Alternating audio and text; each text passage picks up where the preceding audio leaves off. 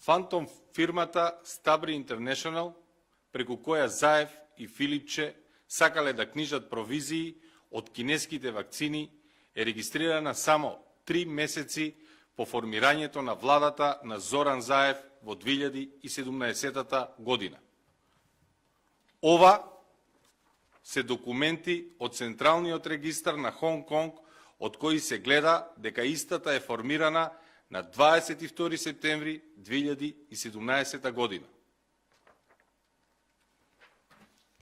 На фантом фирмата Stubri International, според нашите документи, и се префрлени 12,5 милиони долари за 200.000 вакцини, односно Заев и Филипче на оваа фирма и платиле 100% повисока цена од највисоката цена за која се продавани кинеските вакцини.